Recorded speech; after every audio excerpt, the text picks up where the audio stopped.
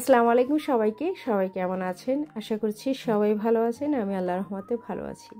বরাবরের মতো আবারও নতুন একটি রেসিপি নিয়ে আপনাদের মাঝে চলে আসলাম। আশা করছি আজকের এই রেসিপিটি আপনাদের ভীষণ ভালো লাগবে। ঈদে এই রেসিপিটি রাখতে পারেন, ছোট বড় সবাই পছন্দ করবে। এই রেসিপিটি আমি পুরোপুরি বাচ্চাদের কথা চিন্তা করেই করেছি।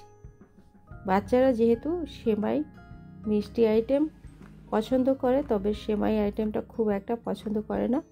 ওদের জন্য এই রেসিপিটি আমি প্রায়ই বানিয়ে থাকি।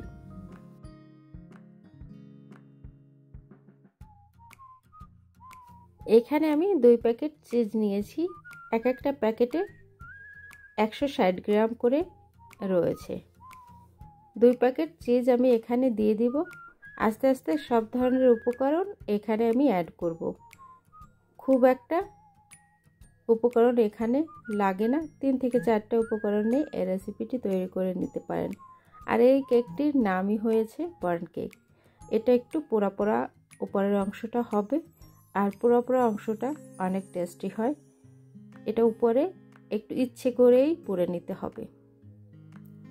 আপনাদের হাতের কাছে এ ধরনের চিজ যদি না থাকে, তাহলে আপনারা দুধ জাল দিয়ে উপরের যে শটটা পড়ে সেটা ব্লেন্ড করে নিলেই হয়ে যাবে। খুব একটা কষ্টের কাজ না, সবার ঘরেই তো লিকুইড মিল্কটা থাকে, সেটা দিয়ে আপনারা ঝটপট এই ক্রিমটা তৈরি করে নিতে পারেন। এখন আমি এখানে 2 থেকে 3 টেবিল স্পুনের মতো দিয়ে দেব টক দই। এই টক দইটা খুব একটা টক না, একটু মিষ্টি ভাব আছে। এখন আমি 2টো ডিম এখানে ভেঙে দিলাম। নর্মাল রুম টেম্পারেচারের ডিমটাই এখানে ইউজ করতে হবে, সরাসরি ফ্রিজ থেকে বের করে এখানে ডিমটা দেওয়া যাবে না। এখন আমি একটা হ্যান্ড উইক্স দিয়ে ভালো করে এটা মিশিয়ে নিব। ভালো করে মিক্স করে নিতে হবে। দেখুন, এভাবে আমি সব উপকরণ মিক্স করে নিয়েছি। এখন আমি এখানে অ্যাড করে দিব হাফ কাপ চিনি। চিনিটা দিয়ে ভালো করে মিক্স করে নিতে হবে যতক্ষণ না পর্যন্ত চিনিটা মেল্ট হচ্ছে। এবার এখানে দিয়ে দিব 3 টেবিল স্পুন কর্নফ্লাওয়ার।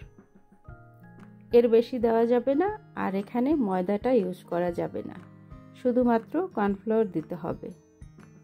এবার ভালো করে আমি মিক্স করে নিচ্ছি। ভিতরে কোনো দানা দানা থাকা যাবে না। এখানে একটি মোল্ড আমি নিয়েছি। আপনাদের হাতের কাছে এ ধরনের মোল্ড থাকবে বিস্কিটের। সেটার মধ্যে আমি একটা বেকিং পেপার দিয়ে একটু অয়েল ব্রাশ করে নিয়েছি, যাতে দ্রুত এটা উঠে যায়। 180-তে আমি 40 মিনিট বেক করে নিয়েছি। এভাবে উপরের অংশটা যাতে কালার আসে, এভাবে করে নিতে হবে। উপরের অংশটা অবশ্যই কালার আনতে হবে, আর কালার না আসলে কিন্তু এটা টেস্টটা আপনারা বুঝতে পারবেন না।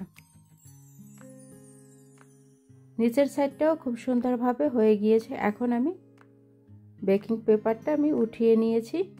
এখন আরও একটি প্লেট দিয়ে উল্টিয়ে নিচ্ছি।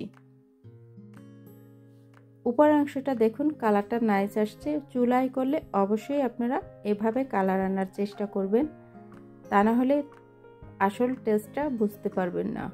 এখন আমি কেটে দেখাচ্ছি ভিতরের অংশটা কেমন হয়েছে। হয়ে গেল আমার বার্ন চিজ কেক। এভাবে ঝটপট অল্প উপকরণে ট্রাই করে দেখতে পারেন।